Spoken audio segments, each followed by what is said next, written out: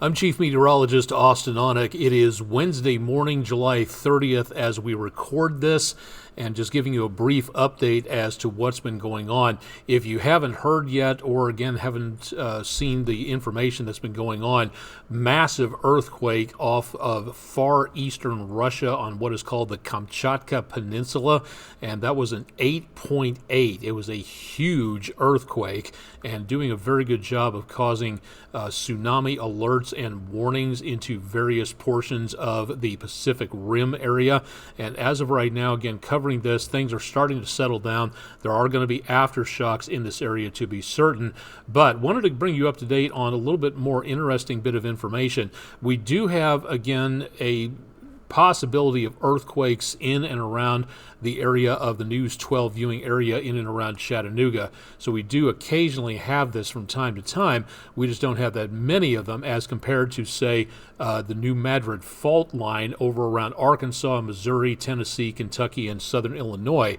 Those areas got some very big earthquakes way back in the early part of the 19th century. An amazing seismic story there. We also get, again, a lot more earthquakes going on well back to our west, down toward the Caribbean. Some of those fracking, some of those are fault lines, but nothing like what we got over on the Kamchatka Peninsula. Now, this is where it gets really interesting here. Borrowing information from the University of Memphis Center for Earthquake Research and Information, or otherwise known as CERI, C-E-R-I.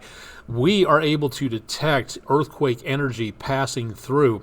There are helicopters all over the place, and again, we have the opportunity to look at some of this information from some of these locations. What you're looking at is the helicopter data, and like I've said, we have information from all over the place here. This we're taking a look at was from the recording device located at Sewanee, Tennessee. We also have one up on top of Signal Mountain and another one at Chat State, or again the area, let's take a look, Chattanooga State Tech.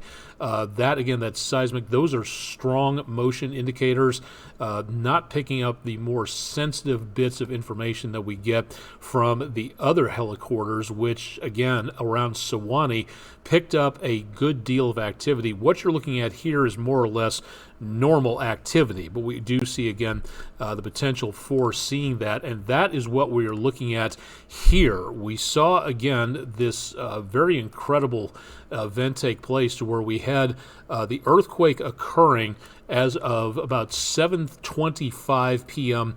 Eastern Time, 23:25 Zulu time on the other side of the world.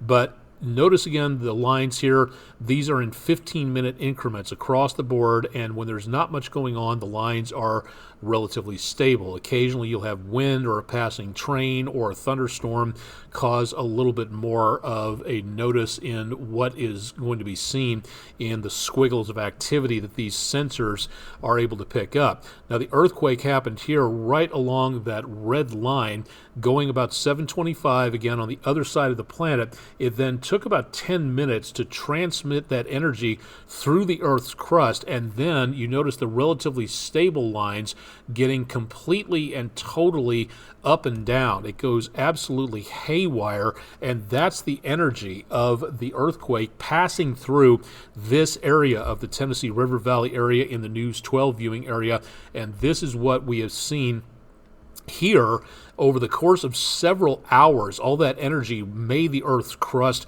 ring like a bell. Humans don't sense stuff like this.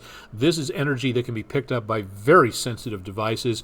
Humans only detect a strong magnitude 2 to a weak magnitude 3. That's about the threshold of where we will actually feel an earthquake. But this is kind of neat to be able to see this sensor data pick up the earthquake energy from half a world away and being transmitted through the area, and several hours of that energy passing through as the Earth's crust rang like a bell, and again, that seismic energy then eventually at the lower portion of your screen decided to settle down by just a little bit. So we did manage to pick up the energy. We didn't feel it naturally, but again, that is something to take a look at. If you look at the page, and this is on our social media pages to take a look at, there are seismic sensors all over the place, most numerous in and around the New Madrid fault zone, but they are all over the United States, and this is where you can pick up some amazing data.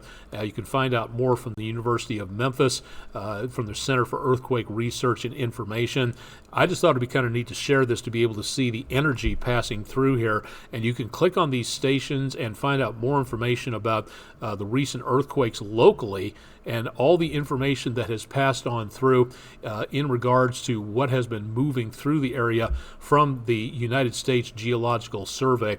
We'll continue to keep up to date with CBS News and see what is going on in the next several hours and days out there. There will be aftershocks. There will be maybe some more tsunamis out there, hopefully not huge, but there already have been around Hawaii and the west coast of the United States. If you have any questions about this or like to see any of the links and information we featured, you can email me at aonek@WDEF.com, and you can reach me and everybody else at the News 12 website at WDEF.com. Our particular area here for the weather department is WDEF.com/weather. Shortened version of the What I Want to Know show. Thanks for joining us, and stick around for more with News 12.